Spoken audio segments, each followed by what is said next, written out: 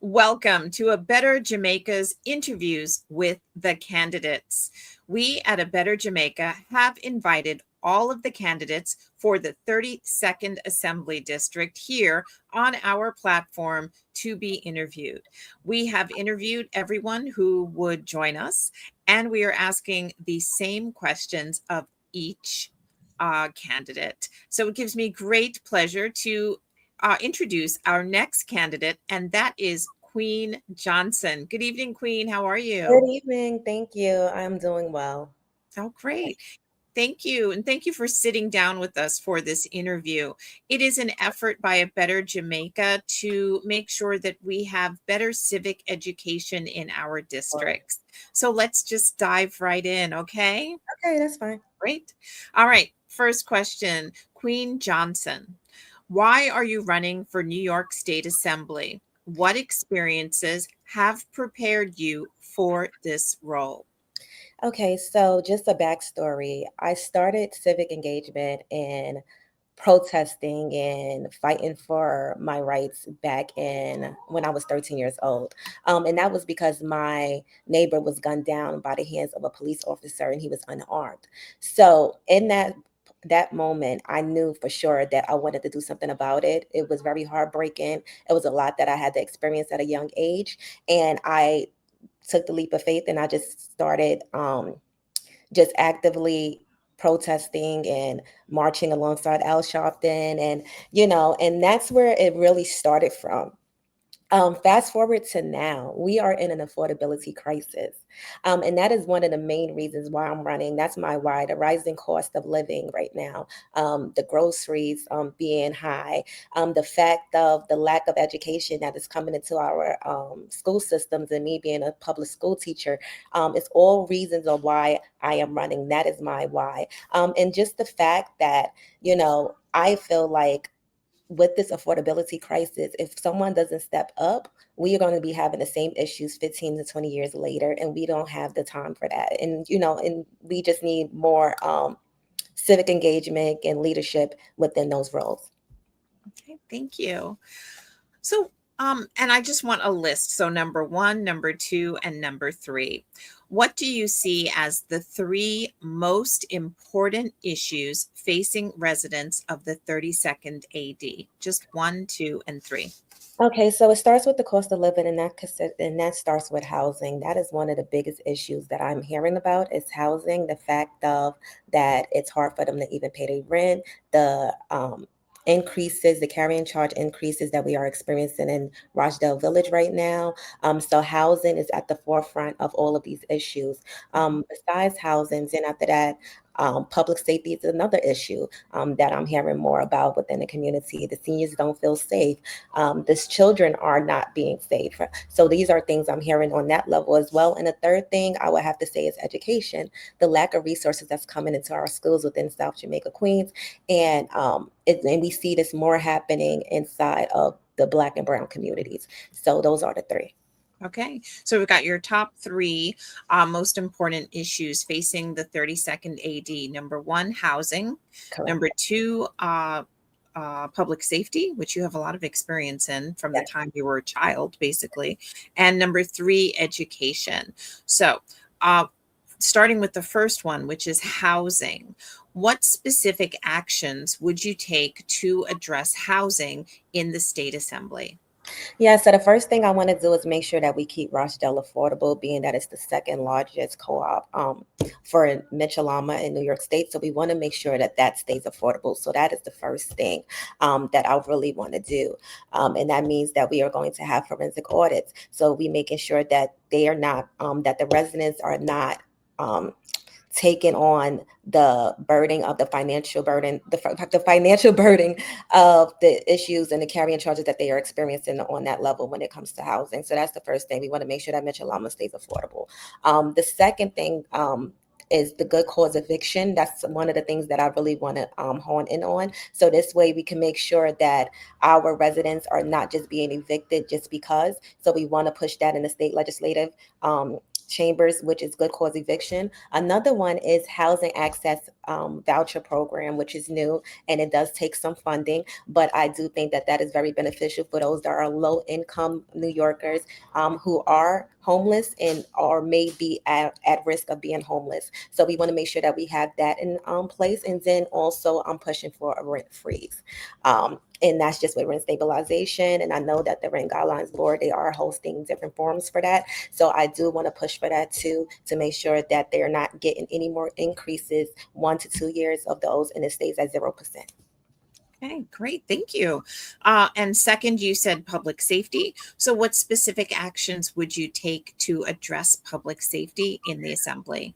Yes, so public safety is a community effort right now. It's going to take a lot. It's going to take all of us. It's not going to just take one part. It's not going to just take the state. We're going to have to partner with the city. We're going to also have to partner with the federal government as well. And we're going to have to partner with our community organizations.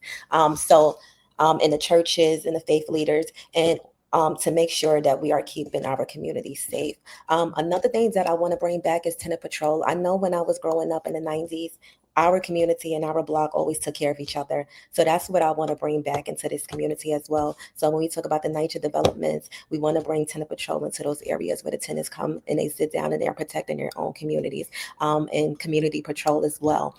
I do want to bring in, and I also want to partner with NYPD. I want to make sure that our youth have a lot of programs. I also want to, when we talk about mental health, because that's a big part of public safety, I want to make sure that we have more social workers within the community, because that's where we are suffering at. We don't have a lot of social workers, and we already know when it comes to budget cuts, the first people to go are the social services.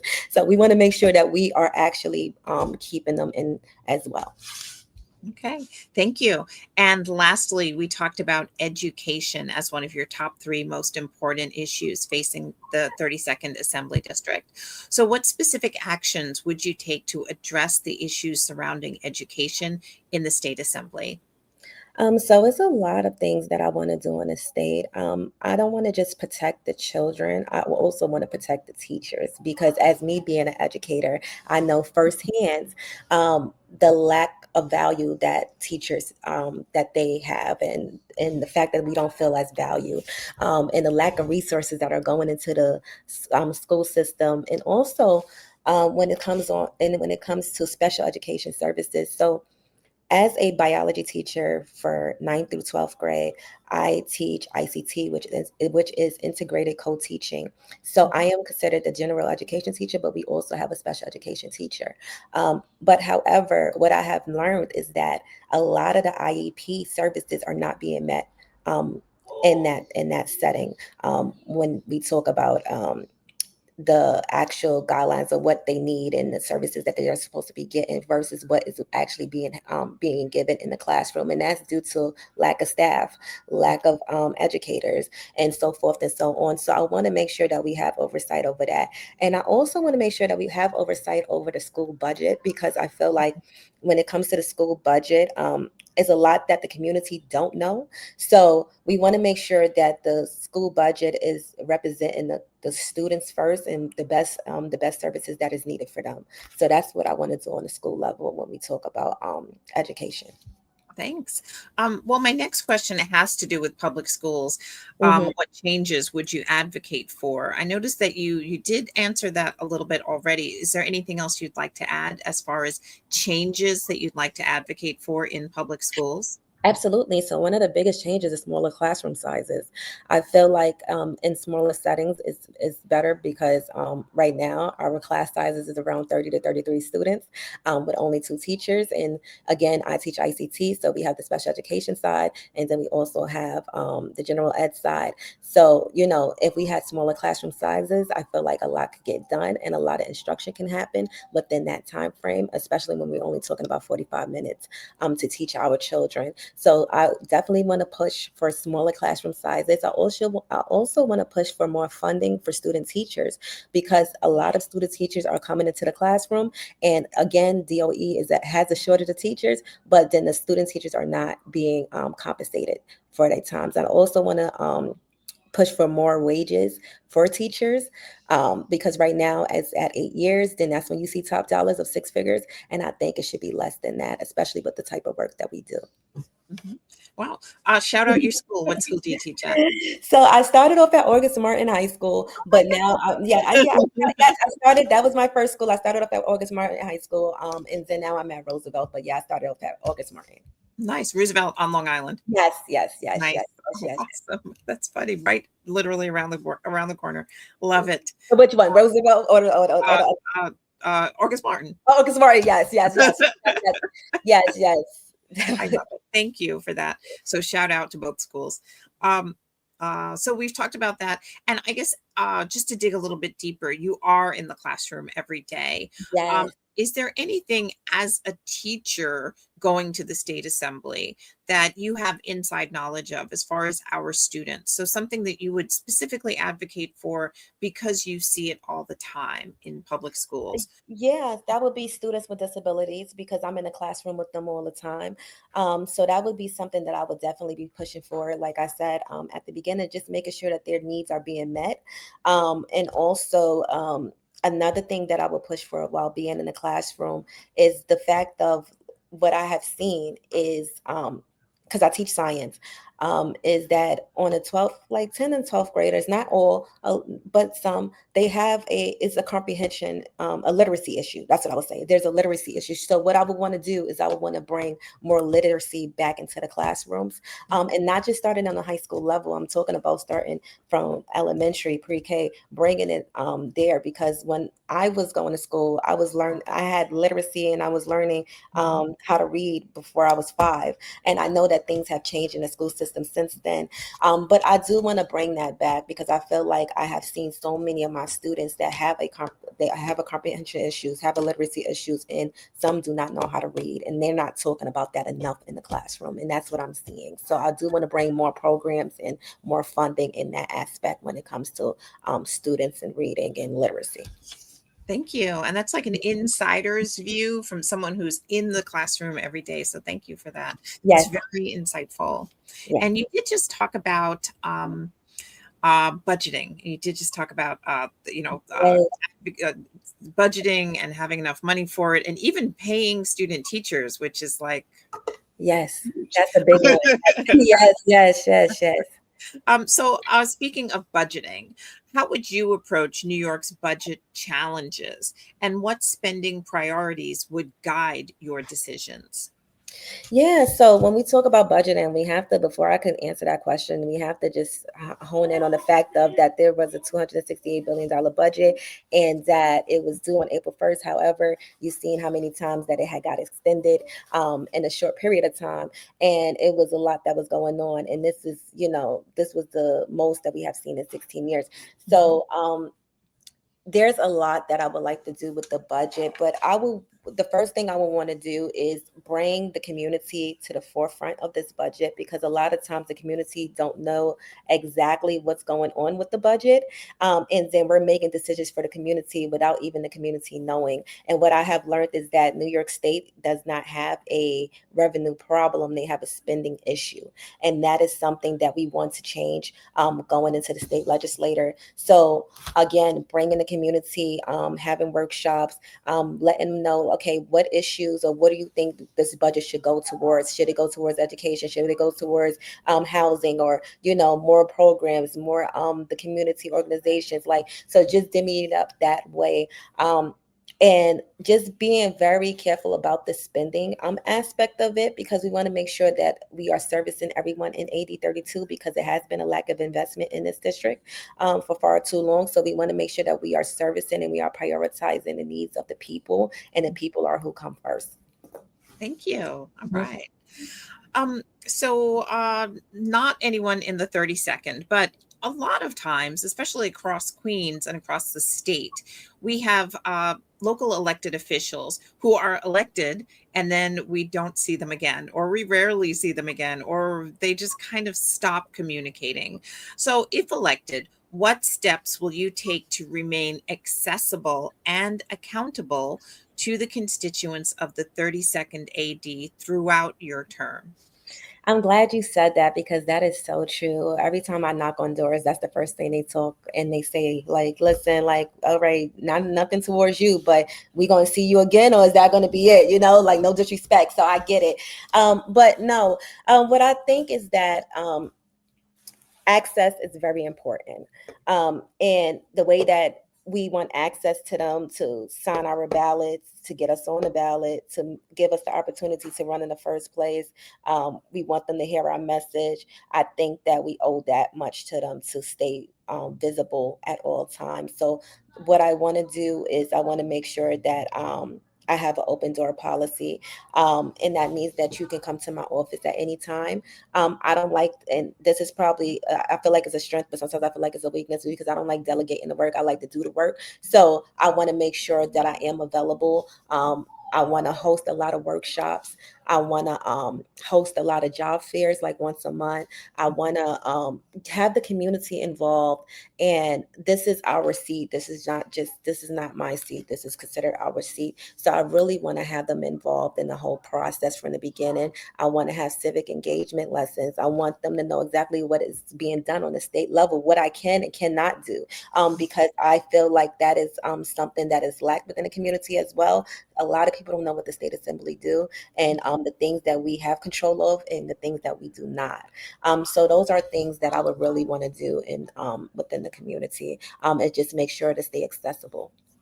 Nice. So don't come to the state legislator for a pothole, for example, knowing the difference between who does what. Like the Yes. state people handle this, city people handle that. I think Yes, but the only way, yes, that, of course, but the only way that the community is going to know is if they go to these forums that the elected officials host, for them to know these things. It is not no fault to them, but I feel like it's very valuable to know exactly who does what.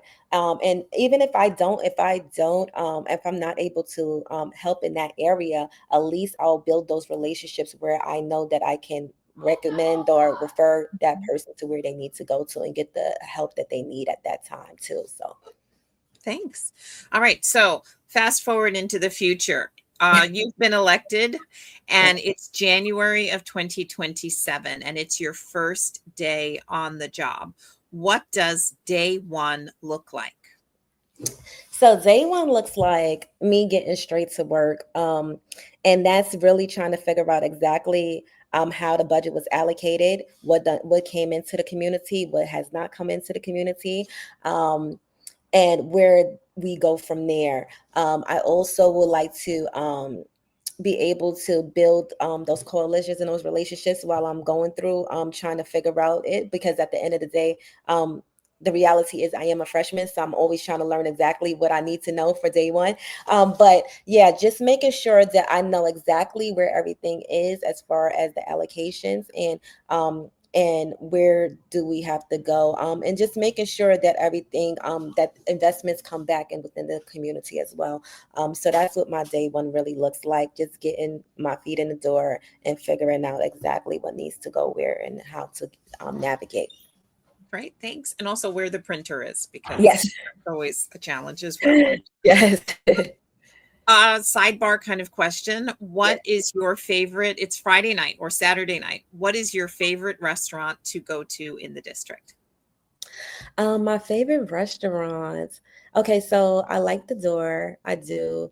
Um, that's like one of my favorite. But then I also love Soul City. Mhm. Um, and that's right off of Merrick. And I think I go there so much he probably like, do she even cook? Because I'm always because I'm always there. So shout out to Soul City. Um, has shout out to him, black owned business, and yeah, but I really do love Soul City. Yeah. What's your favorite meal there? Okay, so I usually get the fried chicken wing combo with mac and cheese and collard greens, or maybe if they don't have that, maybe rice, or yeah. So it's a lot. It's a lot. I'm ashamed of myself, but yeah, I do go there like every other day now because I And don't have for the time. record, you do cook. Yes, I do. I do. Okay. I do. There you I go. do. But Put I that can't. out there as well. Yes. But you do enjoy their food. That's great. Yes. And also, what's your favorite dish from the door? The Zora, oh, oxtails. I love their oxtails. Oh my gosh. I love their oxtails and their mac and cheese. And the Mhm. escabeche fish too. So yeah, so those are like my and they shrimp. So yeah, those are my favorite things there. Like I like Basically to eat, anything on I the like to eat. Yes. Yeah. All righty. So now that we've got the food out of the way, thank you. So uh, it's the first year in office. If elected, what specific goals would you hope to accomplish in your first year? And how can voters measure your success? Okay, so in my first year, we want to push for more community projects within the community, and that's partnered with the nonprofits and making sure that they are good in that aspect. Also, will be housing, making sure that we pushing for the good cause eviction, making sure that we pushing for that housing access voucher because we see that there is an increase in the homeless population. So we want to make sure that we get in them services as well. And how would they be able to measure this? There's a couple of things that they can, ways that they can measure it. They can actually go in the state and see how I vote. That's one way. But then also, besides that, one of the other candidates made a good reference, and this was Paul Nichols, and I'm taking it. But he said that he wanted to do report cards, and I think that that is very valuable, and it holds us accountable. So I would want to initiate that as well. So you can rate me and also give me feedback, but also know exactly where we're standing at in the state legislature at all times. So there's no secrets. So would you want to do that type of report card just for you or assembly wide for all of the assembly members? I think it should be assembly wide, but we may have to just start with me first. But but I would think I would want it to be assembly wide though, because I feel like that would be that would be good because everybody they always talking about, oh, they don't have a lot of access, they don't know what's going on. So I think that that would be a way to hold each elected official accountable, especially when we don't have term limits right now. So just making sure that we have a system where we can go to and see exactly how they are voting, where do they stand at on this position of this bill, and how can we move forward from there. But I think that that's it will be very valuable for us as a And you whole. mentioned term limits. How do you feel about limits? Yes, no, maybe. So here's the thing. So I think term limits are, I think that they are good. I think that that gives others the opportunity to actually run, because over the years we will want to see new leadership. So I think that that's where we're going with that. So I don't have a problem with term limits. And I think that they're needed on all levels. I know that they have them on a city level, but I think that they should have them on a federal level and they should have them on a state level, because we have seen so many incumbents be in office for 30, 20, 15 years. So I think that giving others the opportunity to get into the field would be very valuable if we did have those term limits. Okay. All righty. Not in the 32nd, but in the surrounding areas, and specifically in Asley Park, right across the street from the Veterans Administration Hospital, there is a lithium ion battery storage facility being built. And it's about 10 feet from a home. And like I said, Mhm. across the street from a hospital. Now, they haven't, as far as I know, there are not any lithium ion battery storage facilities in the 32nd district. But what is your platform on lithium ion battery storage facilities in the 32nd? I feel like again, like you just said, that they're where they're at, and I just feel like they're needed, but they should be placed in other places, not near residential homes. So that could be in commercial spaces, commercial, industrial areas. I feel like that's where they should be at. So that is just my take on that. As far as it goes with them, is that they need to be in areas that it's not going to put those that are living in their homes at risk. So yeah, so in the industrial area, commercial areas, that's where they should be placed at. And that's what we will be looking for when we get in the state legislature as well. And what about, uh, notice for people who live in that area? Of course. So yeah, so when it comes to the notice in the area, I feel like again that goes back to access and that makes the community gets involved. So we have to let them know that these things are happening because the same way you're telling me, I'm sure that there's residents that don't even know that there's something over there. So you have to be very accessible and letting them know exactly what is happening. And again, that goes with workshops, mailers, texts, calling. There's so many ways that we can interact with the community to let them know that these things are happening. And before that they happen, they should have a say in as far as it should it be there or not. It shouldn't just be placed there and then we're telling them, hey, it's there. It defeats the purpose. Mhm. All right. Let's say you have a complete wish list and I don't know, a genie grants you your number one piece of legislation. What is your number one piece of legislation? My number one piece of legislation is to I would say it has to do with housing, creating more affordable housing that's truly affordable for our community.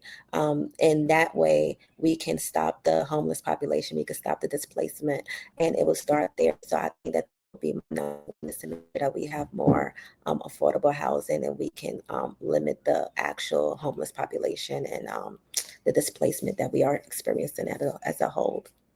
Okay, thanks. And your last question. You've made it, Queen Johnson. So thank you so much for sitting down with us on behalf of A Better Jamaica. And here is your final question. And that is, Queen Johnson, why are you the best candidate for this seat? Okay, so I'm the best candidate for the seat because I am a public servant first.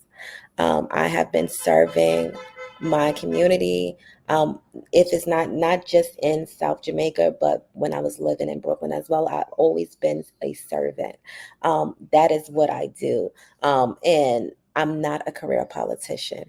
So I think that that is what makes me the best fit for this. Is that the way that I'm running my campaign is the same way that I'm going to be running my office, and that's through lived experiences. So I feel like that is why I am the best candidate. And the only way that you can fight for anything is if you go through the experiences, the social issues, and the agony and the pain over it. It's so much that you have to go through in order for you to be able to hold a seat like this. And just the fact that I'm an organizer as well, that is another reason because when you get into the state legislature, you have to be able to have co-sponsors. You have to be able to build those relationships. And I've been organizing since 13 and I'm 35 now. So I think that I think that I know a thing or two. And I think that I have the experience, especially being an educator. And the last part I would add is me being an educator. If you know about an educator, you know that we do not have a 9 to 5 job. Our job is 24 hours a day, 7 days a week. And that is the same energy that I'm going to be bringing into the state legislature starting in January. Thank you. Thank you so much, Queen Johnson, for sitting down with us here at A Better Jamaica, Yes, and for making yourself available to of be course. interviewed. We absolutely appreciate that. And to all of the voters out there who are watching, please go out and cast your vote. Early voting has already begun, so please vote and vote early or vote on election day. And also remember to stay engaged, stay civically engaged as well. So thank you, Queen Johnson. Yeah. Thank you to everyone who's watching on behalf of A Better Jamaica.